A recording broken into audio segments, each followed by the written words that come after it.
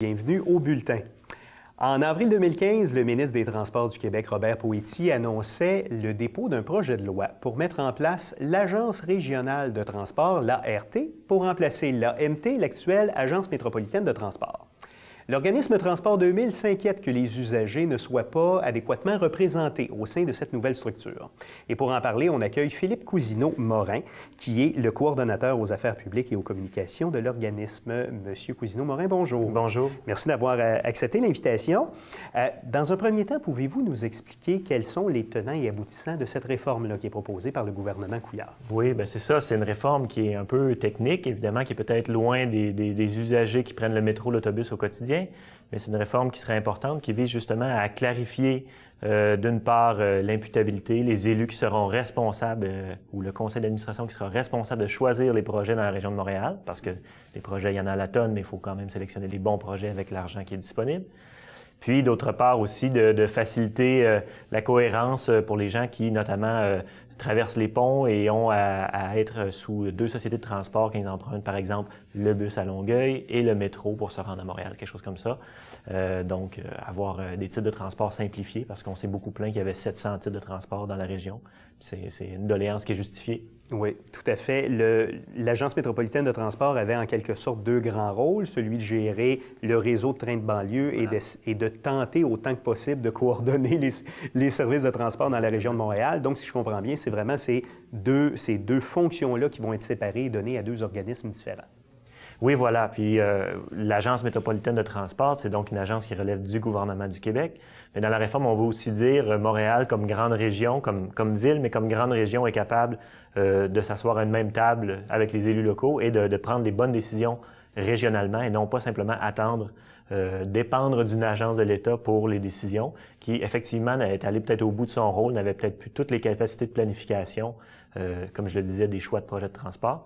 Et, comme vous l'avez dit, séparer donc la planification, les choix de projets, de comment on opère les transports, comment les gens au quotidien, on fait rouler les trains, on fait fonctionner les autobus. Ce sont deux fonctions différentes qui n'ont pas besoin nécessairement d'être ensemble, en fait. Et comment votre organisme perçoit cette réforme-là de l'Agence métropolitaine de transport? De façon positive ou négative? Bien, de façon positive, je pense que vous l'avez vu parce qu'il y avait clairement des attentes qui étaient là.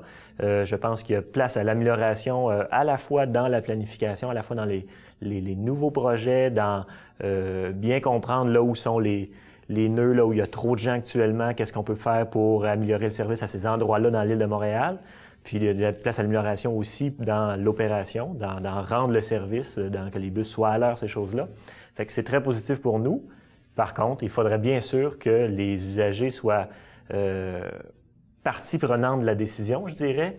Parce que pour l'instant, selon ce qu'on sait du projet de loi, les usagers n'auraient pas de siège nécessairement au conseil d'administration. Exactement. D'où notre demande. Notre demande à nous, c'est que les usagers, dans un mécanisme à déterminer, aient une place réservée, attitrée sur le conseil d'administration, justement pour que le point de vue de l'utilisateur au quotidien soit bien pris en compte par les gens qui prennent les décisions. Pour pas simplement que cette nouvelle agence-là, cette ART, ce soit un conseil d'experts ou un conseil d'élus qui n'ont pas comme seul sujet les transports, qui ne soient pas les seuls dans la décision, mais qu'il y ait des gens au cœur du service qui est à livrer, qui soient part de la décision aussi. Donc, c'est ce que vous avez demandé, je faisais référence en introduction de l'émission, c'est ce que vous avez demandé dans une lettre que vous avez adressée au ministre des Transports, Robert Poëti. Selon vous, quelle serait la proportion idéale de représentants des usagers qu'on devrait avoir sur le conseil d'administration de cette nouvelle structure-là? Bien, j'aurais tendance à dire le plus, le mieux, mais bon, nous avons demandé sur le conseil qu'il y aura peut-être quelques 12 ou 13 personnes, nous avons demandé qu'il y ait un siège qui soit réservé aux usagers, et pas seulement, comme ça peut être le cas actuellement, par exemple, à la Société de transport de Montréal, pas seulement un siège qui est nommé par le maire de Montréal, dans ce cas-là, pour représenter les usagers, mais bien quelqu'un. On pourrait penser à une élection à travers des gens qui se mettraient candidats, ou disent « moi je suis usager, ou des gens qui proviennent pas nécessairement d'organisations comme la mienne, mais des gens qui veulent en tant qu'usagers, qui ne sont pas des professionnels du domaine, peut penser à toutes sortes de mécanismes. Ça en prendrait au moins un, je pense.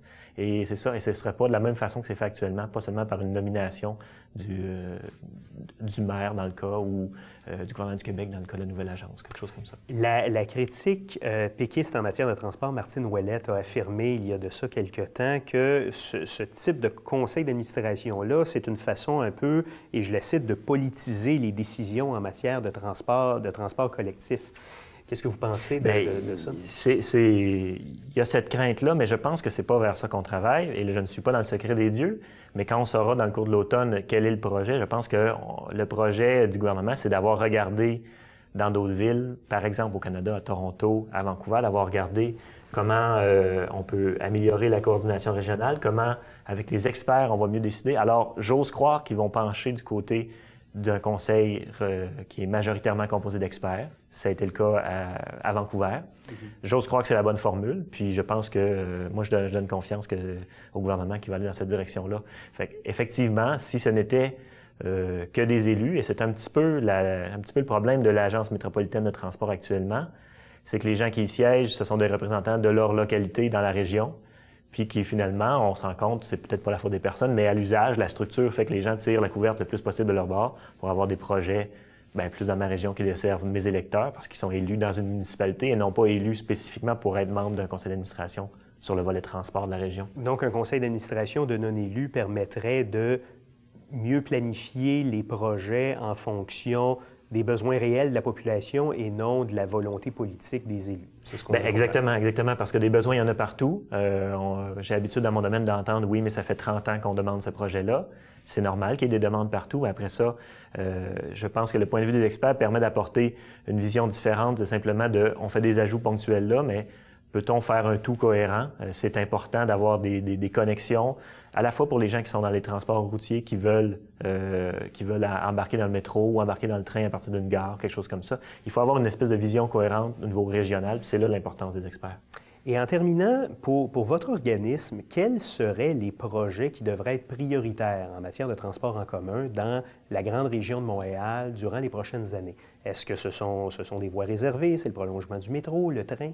Quelle serait la priorité à avoir, selon vous? C'est difficile, effectivement, de mettre les priorités, puis c'est pour ça que je dis je m'en remets là-dessus aux experts, mais je pense, chose très importante, priorité ou enfin le critère de priorité, c'est d'une part, maintenant, toutes les infrastructures qui sont en place, gardons-les en état. Je parle à la fois des routes et des transports en commun. Et ensuite, quand il reste de l'argent, faisons la priorité vers qu'est-ce qui nous permettra de faire du transfert modal vers les transports collectifs. Transfert modal veut bien dire qu'il y ait plus de gens qui aient l'option de prendre les transports en commun et pas seulement d'être dépendants de la voiture. Alors, effectivement, je vais dire, en général, en transport, priorisons les transports collectifs. Et ça sera bien sûr de terminer le SRB sur P9, projet qu'on attend depuis longtemps, puis de voir aboutir les projets qui sont déjà en cours, et après ça, d'avoir un cocktail, un bon mix à la fois entre des voies réservées, des autobus, mais aussi construire sur le long terme des modes lourds, donc un juste mélange entre les services dans les quartiers et les grands services structurants qui vont changer le portrait de la métropole. Bien, on suivra l'implantation de cette nouvelle autorité régionale de transport très bientôt. Philippe Cousineau-Morin de Transport 2000, merci beaucoup. Ça fait plaisir. 80 000 usagers utilisent les services de l'AMT chaque jour. Depuis la création de l'organisme en 1996, 3 milliards de dollars ont été investis dans les réseaux de transport métropolitains.